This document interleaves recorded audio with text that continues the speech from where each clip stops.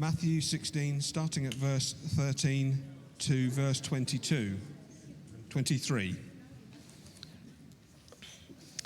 When Jesus came to the region of Caesarea Philippi, he asked his disciples, "Who do people say the Son of Man is?"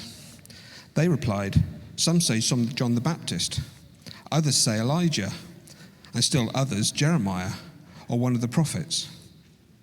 "But what about you?" he asked. "Who do you say I am?" Simon Peter answered, "You are the Christ, the Son of the living God." Jesus replied, "Blessed are you, Simon, son of Jonah, for this was not revealed to you by man, but by the Father in heaven. And I tell you that you are Peter, and on this rock I will build my church, and the gates of Hades will not overcome it. I will give you the keys of the kingdom of heaven. Whatever you bind on earth will be bound in heaven, and whatever you loose on earth will be loosed in heaven." Then he warned his disciples not to tell anyone that he was the Christ. From that time on, Jesus began to explain to his disciples that he must go to Jerusalem and suffer many things at the hands of the elders, chief priests, and teachers of the law, and that he must be killed and on the third day be raised to life. Peter took him aside and began to rebuke him. "Never, Lord," he said. "This shall never happen to you." Jesus turned and said to Peter, "Get behind me, Satan. You are a stumbling block to me. You do not have in mind the things of God, but the things of men." Father, thank you for these words. And we thank you for Craig for his preparation of this. And we thank you for Will for his delivering it to us. Lord, bless Will through his delivery, and bless Craig through his preparation, and bless us by hearing your word, Lord. Thank you. Amen.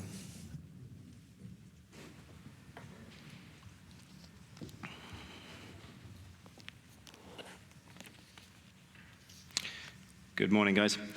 So while I have had not a huge amount of time to prepare, Craig has actually given me his entire printed out sermon. So if I get it wrong, that's on me. And you can check back on the printed bit later for the mistakes that I've made. We are continuing in our Lent series of the relationship between Jesus and Peter.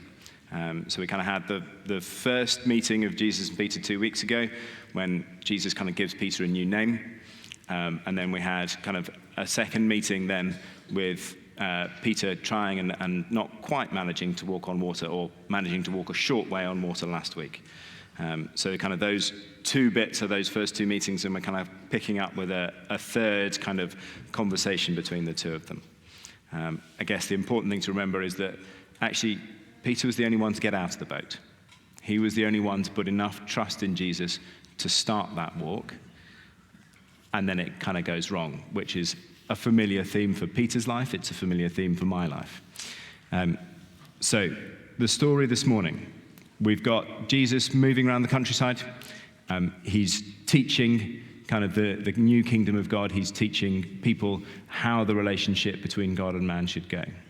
Okay? And this morning, at kind of the top of some of the passages, it says kind of confession to Christ at Caesarea Philippi. And we're told that Jesus is in that region. If we're told something about the Bible passage about where they are, then there's something important about that. And grateful to Craig for doing the research and telling me why. So the town of Caesarea Philippi, the region of Caesarea Philippi, okay, is the center of the worship of Caesar within Israel. So in the Roman world, like many times through history, the Caesars associated themselves with the gods as part of the pantheon as gods, okay, to try and exert that divine right to rule, to make themselves untouchable. Okay? And actually their citizens were encouraged to think of them as gods, and temples were built in their honor. So here, in the center of Caesar's power, is Jesus subverting that and saying, no, actually, he's not a god, he's an earthly king, and actually I am God, and as we will see, I am not an earthly king. Okay? And he asks his disciples, who do people say I am? Who does everybody else say that I am? Okay? he's already told the disciples, and the disciples kind of already know from the time that they've been following him, from the time of the baptism, they think he's the Messiah. So we've kind of got that background already. They're already following him because they think he's somebody special, because they think he's the promised Messiah. Okay? And here, he introduces another title, another facet on that. He says, who do they say the Son of Man is? And we've kind of seen that before, but we get a bit more of it here. Now, kind of the Son of Man is an Old Testament term for the Messiah. It comes up in Daniel, and it kind of, in those places, is used about the future and about the one who would establish God's kingdom on earth. Okay? Whenever Jesus talks about being the Son of Man, he always does it alongside talking about his imminent suffering and death. So whenever Jesus uses this Old Testament title to mean Messiah, he links it to other Old Testament prophecies about being the kind of the suffering servant as well. And the two here are kind of linked. So Jesus is not claiming to be while he claims humanity with his title, he's not claiming to just be a human. So that kind of analogy has to be broader and bigger. So kind of he asks the disciple, who do people say I am? And their answers are kind of John the Baptist, Elijah, Jeremiah, or one of the prophets. The people who have met him so far know that he is something different. Even the people who aren't yet his disciples can see that Jesus has an authority that their current teachers and leaders don't have. There is something different happening with Jesus. They kind of come out with the big names of the past to say maybe he's one of these people. He's like these people. Okay? So having got to that point, Jesus is kind of actually now interested in not what do people say I am, that's merely the intro into it, but who do you, the disciples, say that I am? Now, English is a strange language in a variety of ways. We don't have a plural for you, unless you drop into Scouse and start talking about yous lot. I won't continue in a Scouse accent, that's about the most I have. But many other languages still have a plural of you. I remember sweating over my French verbs and being utterly confused between tu and vous on many occasions. So Jesus is talking about the plural you to the disciples. He wants to know who they say I am. That question still counts for us today, looking forward. Who do you say that I am? And that's a question that you have to have an answer to. So if you don't have an answer to that question today, speak to the person who brought you to church. Come and grab somebody with a yellow badge. I've unfortunately nominated myself by being up the front here. Come and speak to me. Okay? Try not to leave church without the beginnings of an answer of who do you say Jesus is? Because that's a desperately important question. Okay. So, the answer comes. And it's Peter, as always, putting his best foot forward. He's the first one to step out of the boat. He's the first one to go and kind of follow Jesus. He's the first one to give an answer. And here he says, you are the Christ, the Son of the living God. Now, I do a bit of teaching as a doctor to medical students and as a slightly more senior doctor to other junior doctors. And kind of those of you who have either teaching roles or children amongst you, it's a good feeling when somebody gets the answer right. When somebody gives you the answer that you're hoping for, kind of they're getting it. Hurrah, we're in the right direction. So we've kind of got that light bulb moment of Peter is getting this right. He is moving in the right direction. And then as a reward for that, kind of Peter gets a blessing from Jesus. He gets a response from Jesus. So he kind of says, blessed are you, Simon, son of Jonah, for this was not revealed to you by man, but my Father in heaven. And I tell you that you are Peter, and on this rock I will build my church, and the gates of Hades will not overcome it. I will give you the keys of the kingdom. Whatever you bind on earth, we bound in heaven, and whatever you loose on earth, we loosed in heaven. And we're just going to have a little bit more of a look at that blessing and kind of unpick bits of it and see kind of why it's important and what's going on. So we've kind of already got that bit of kind of the name change again happening. He starts off calling him Simon, he ends up calling him Peter. as he kind of transfers from that idea of a reed to a rock.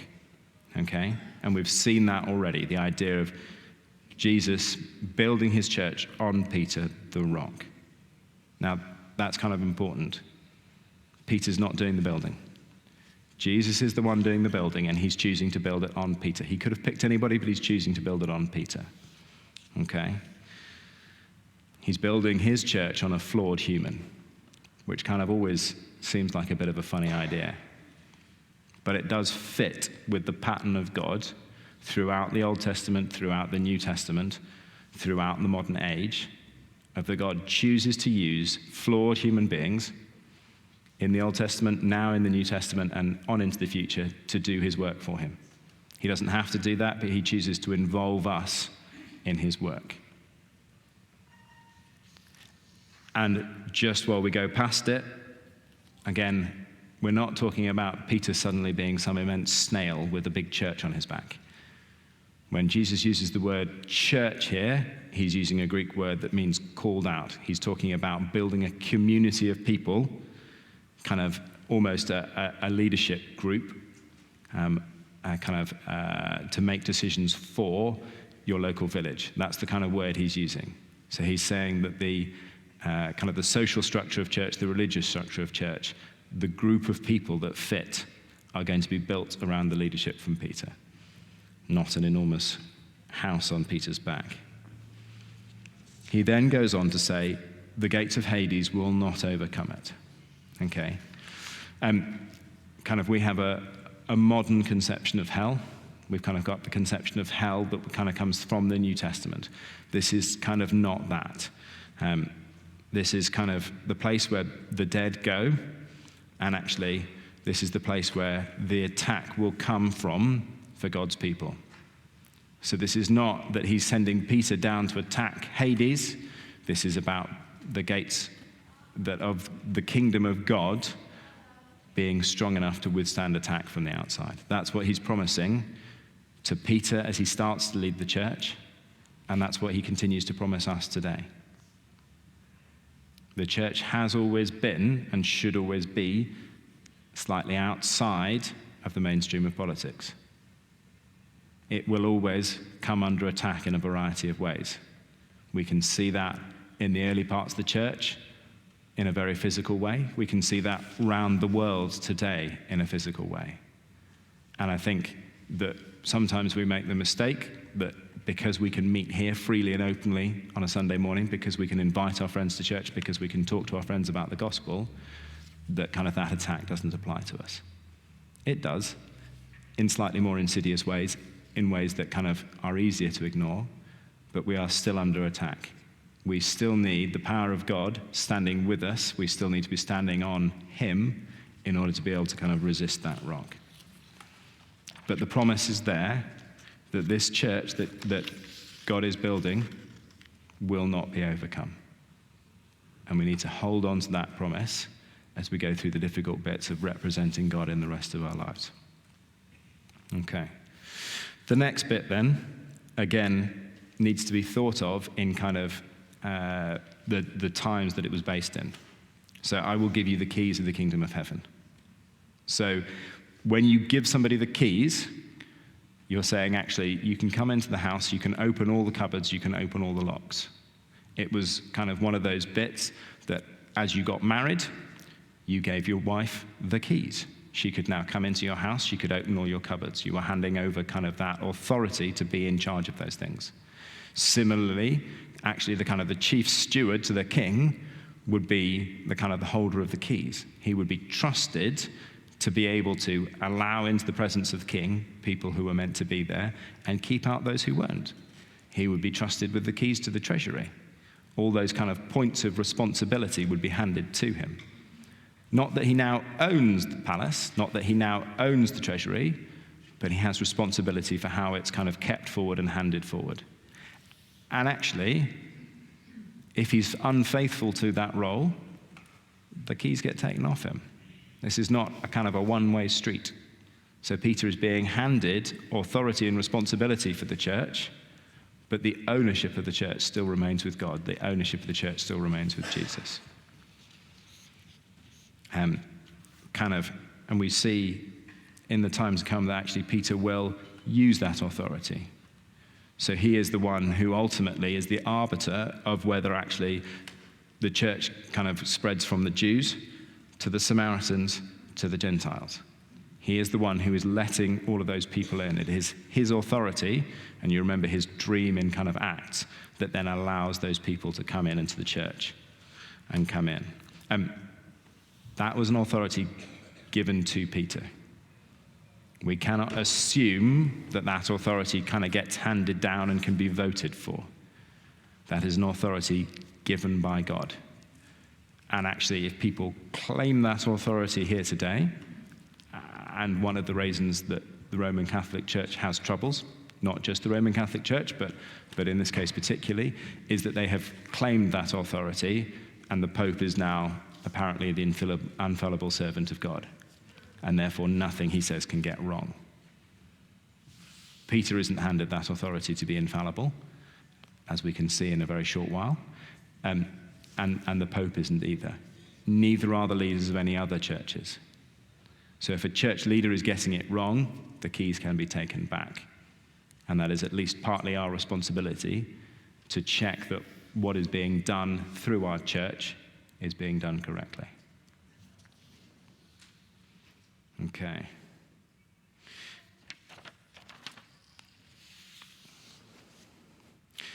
So we can take from that actually that Jesus is giving the responsibility for Peter.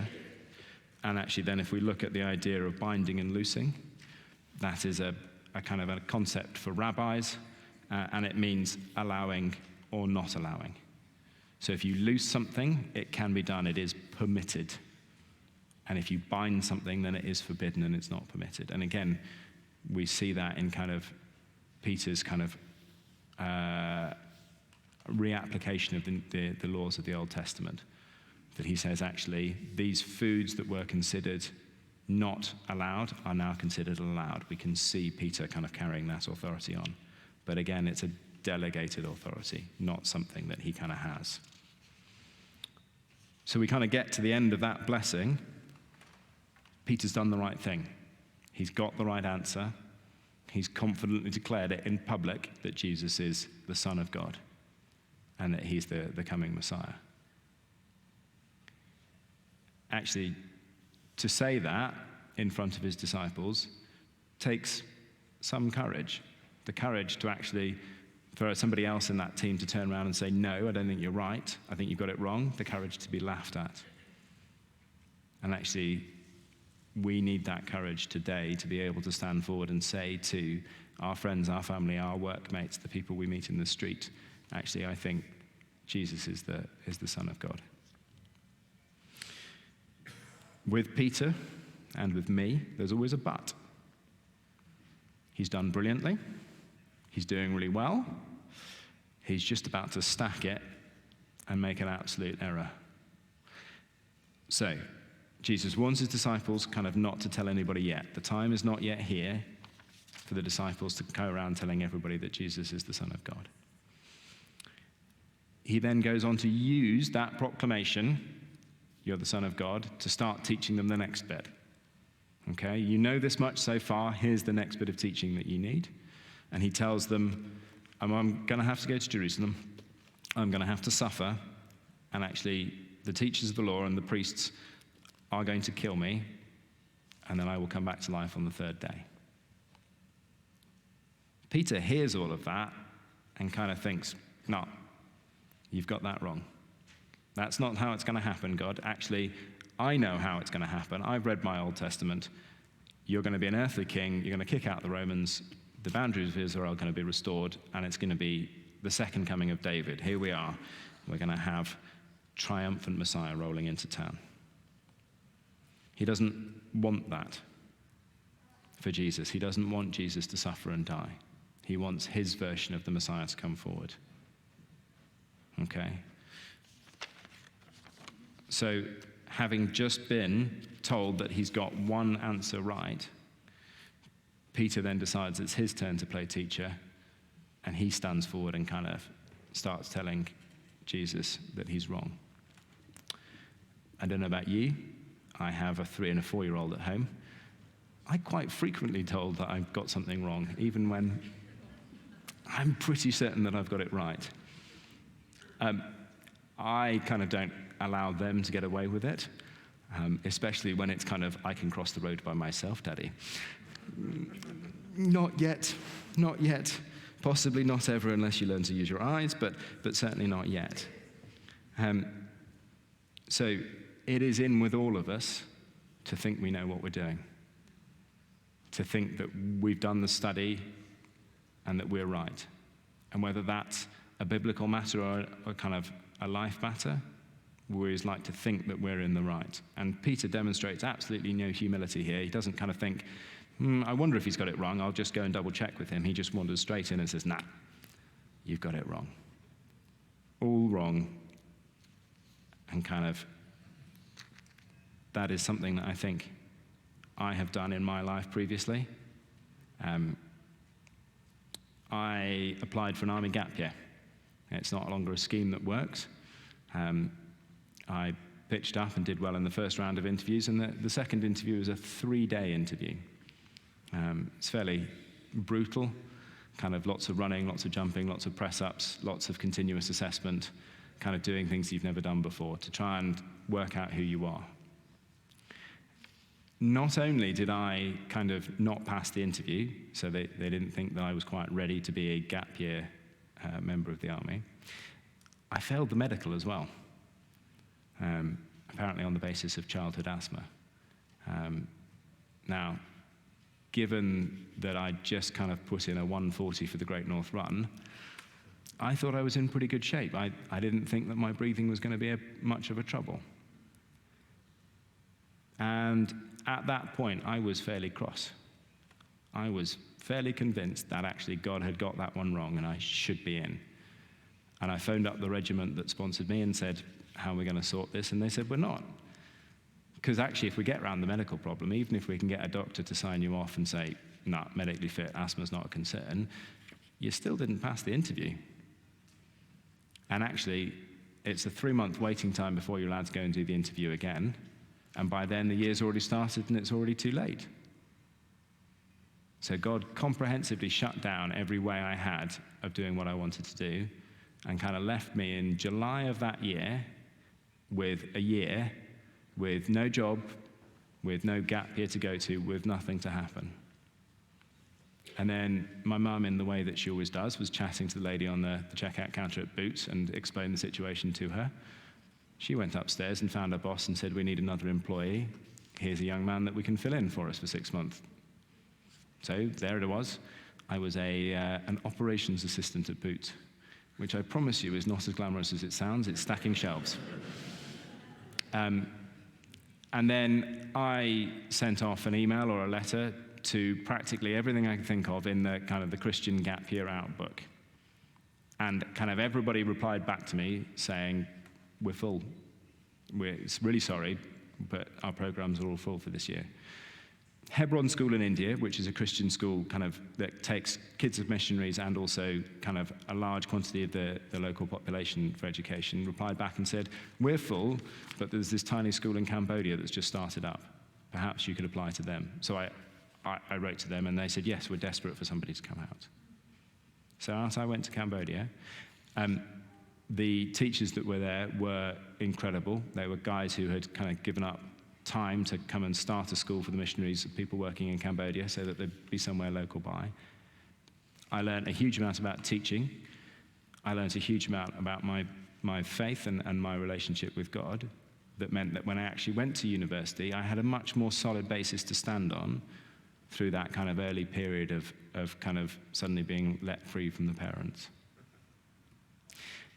And then actually, met Daisy, who I would have met on my gap year, and I don't think that either of us at 18 would have got on. She then becomes a Christian, and Dee is currently in teaching my children, but Dee Child was one of the leaders on Daisy's Christianity Explored course. We start going out, we get married, we become junior doctors. And Daisy's down at North Tees, and the medical director starts chatting to her saying, what's happening next year for you? And she said, well, we've got some time out. We're going to do Liverpool School of Tropical Medicine diploma, and then we need to go in somewhere to practice afterwards. And he says, what do you know about Cambodia? So out we go for 3 months and do a hospital assessment, and that then leads us to help setting up the charity with a group of other local Christians to provide skills and education to Cambodia, which then leads us to the opportunity in the Gambia. So there was me thinking at the age of 18 that God's got it wrong, that we're in the wrong place at the wrong time, and actually he needs to do what I want him to do. And I look back now, kind of almost 18 years later, and go, he knew what he was doing. Actually, that God who rules the universe had it right for my life. And I promise you, at some point, I'm going to think that God's got it wrong again, and I will forget about that. And that God will again protect me and look after me and lead me in the right places. So then, what is it in the way that Jesus calls Peter a stumbling block? Here he is saying to Jesus, you don't need to die. You can actually just be the earthly king. And we know from Jesus' time in the Garden of Gethsemane that actually Jesus really didn't want to die. I mean, there's a shock for you. That actually he wanted to find another way. And here is Peter tempting him, saying, come on, you can do it a different way. So he calls him a different sort of a rock. Instead of a rock that you're going to build a church on, he calls him a rock that's a stumbling block, which is a pretty big come down. And then he rebukes him in a really stern manner. But it's not a rebuke that means get lost. He's not saying get away. He's saying get behind me. He's saying come back and stand in the place that I want you to stand in, the proper place for you, and follow me. Not leave me, not get away, but come here, stand more closely to me. You've got it wrong. You're thinking about the things of man when you should be thinking about the things of God. And that must be quite a come down for Peter, to go from the praise of, I'm going to build my church on you, to come and stand where you're meant to stand. You've got it wrong, kid. So, okay, in summary then, what can we take from this? So, Caesarea Philippi, the center of pagan worship. I think that we could argue today that Britain and the West are the center of a different sort of pagan worship. That your money, your power, and your ego have become the thing that people kind of chase after today. They may not acknowledge that that's what they're worshipping, but actually that's the thing they're running after. That's the thing that they're trying to hunt down. And you can see that kind of everywhere in society, how to get rich in 7 easy steps. So, we have that to oppose. We're in the right place in the right time to do that. And the second point then is actually that question. Who do you say Jesus is, and what are you going to do about it? Now, I've told you my story of kind of associating with what Peter did, of getting something right and of getting something wrong. And I'm pretty sure that Peter, looking back on that incident in his later life, will have cringed a little and thought, really did I say that to Jesus? So what is it in your life today, in this season of Lent, where we think of giving up things and we think of replacing that thing with more time spent with God? What is it in your life that you need to change? What is it that you are running away from God from? What is it that you're thinking to yourself, God's got that one wrong? What is it that you are not trusting to God and not following to God? I don't know what that is for you. And if it's not today, it will be tomorrow. And if it's been yesterday, it will be tomorrow again. So take the words of Jesus here. Get behind me. Come follow him. Come associate yourself more closely with him. Do the steps that are kind of needed for that. So the famous preacher D.L. Moody kind of said of himself and says to us, be humble or you'll be stumbling.